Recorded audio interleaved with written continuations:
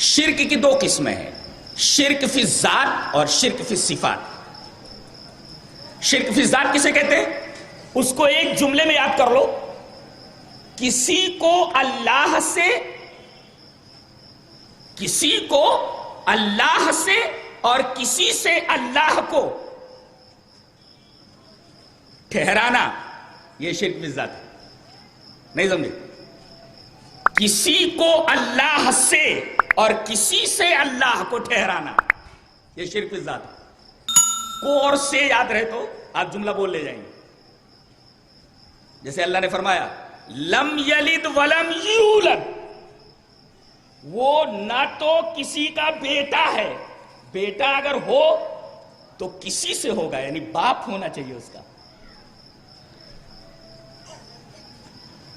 تو وہ کسی سے نہیں، یعنی اس کا کوئی باپ نہیں، اور اس سے کوئی نہیں، یعنی اس کا کوئی بیٹا نہیں۔ لم یلد ولم یولد، نہ اس کا کوئی بیٹا ہے اور نہ وہ کسی کا باپ ہے، نہ اس کو کسی سے ٹھہرایا جا سکتا، نہ اس سے کسی کو ٹھہرایا جا سکتا۔ اگر ٹھہرایا جائے تو یہ شرک فی الذات ہے۔ دو معبود ہو جائیں گے نا، باپ بھی معبود، بیٹا بھی معبود۔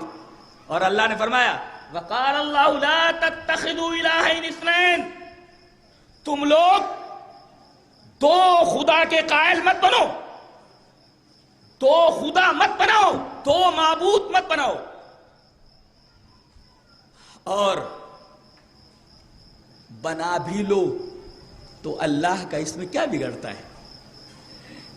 کیا بگڑتا ہے؟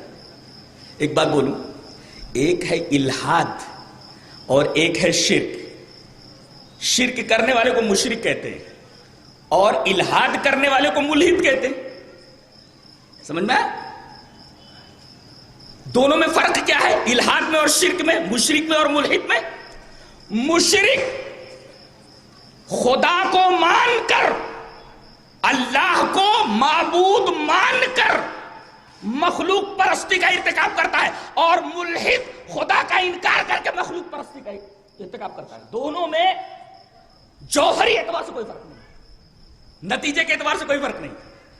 ایک اللہ کو معبود مان کر مخلوق پرستی کا مرتکب ہوتا ہے، اور ایک اللہ کا انکار کر کے مخلوق پرستی کا مرتکب ہوتا ہے۔ الحاد میں اور شرک میں دیکھا جائے تو کوئی جوہری فرق نہیں ہے، نتیجے کے اعتبار سے دونوں برابر ہیں۔ اور جس طرح ملحد یہ کہتا ہے کہ اس کائنات میں کوئی الہ نہیں، تو اس کے ماننے سے کیا خدا معدوم ہو جائے گا؟ اور کوئی یہ کہے کہ معبود برحق کے علاوہ کوئی اور بھی ہے معبود، تو اس کے اس ماننے سے دوسرا معبود ہو جائے گا۔ جس طرح اس کے انکار سے الہ واحد معدوم نہیں ہوتا، ایسے ہی کسی کو اللہ کا شریک ٹھہرانے سے اللہ کا کوئی شریک نہیں ہو جاتا۔ سمجھ میں آتا ہے؟ تو الحاد کا مطلب بھی سمجھ میں آ گیا اور شرک کا مطلب بھی سمجھ میں آ گیا، اور ملحدین اور مشرکین کے درمیان ایک جوہری فرق جو تھا وہ سمجھ میں آیا، اور نتیجے کے اعتبار سے معلوم ہوا کہ دونوں میں کوئی فرق نہیں۔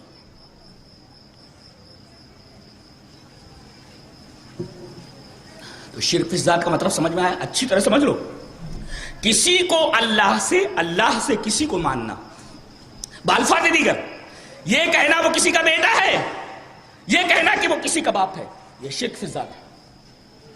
شرک فی صفات کس کو کہتے ہیں؟ جو صفات جس مفہوم میں، غور سے، جو صفات جس مفہوم میں اللہ کے لیے مستعمل ہیں، ان صفات کو اسی مفہوم میں غیر اللہ کے لیے تسلیم کرنا یہ شرک ہے، شرک فی صفات ہے۔ اب آپ یہ کہیں گے کہ وہ جو آپ نے قید بڑھائی ہے،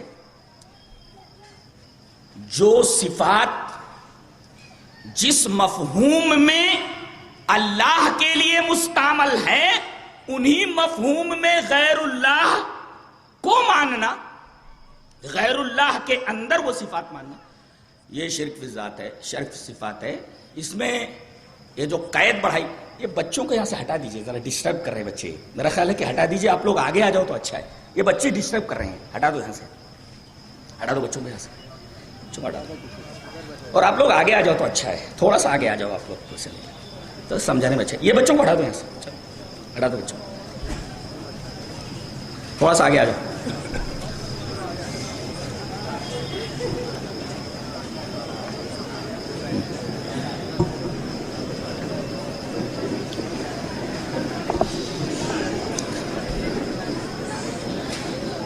جی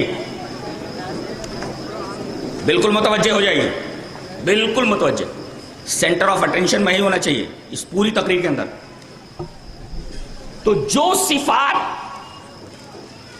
جس مفہوم میں اللہ کے لیے مستعمل ہیں، وہی صفات انہی مفہوم میں کسی غیر اللہ کے اندر مارنا، یہ شرک کی صفات ہے.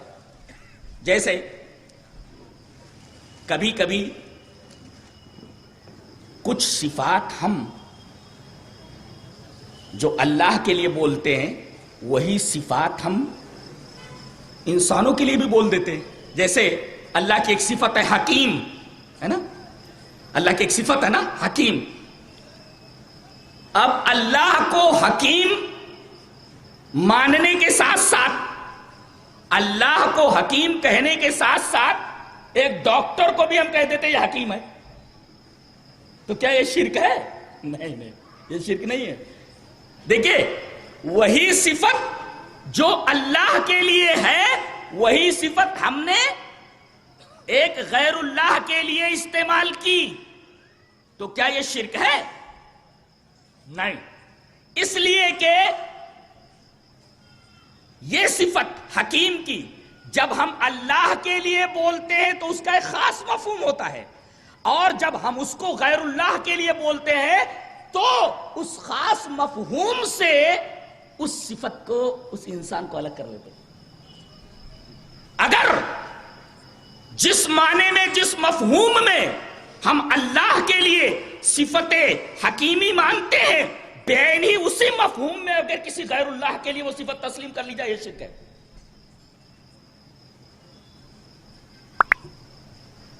تو گویا شرک فی صفات کی تعریف یہ ہوئی کہ جو صفات جس مفہوم میں اللہ کے لیے مستعمل ہیں، اسی مفہوم میں غیر اللہ کے لیے اس صفت کو استعمال کرنا، یہ شرک فی صفات. تو بنیادی دو قسمیں ہوئی شرک کے، شرک فی ذات اور شرک فی صفات.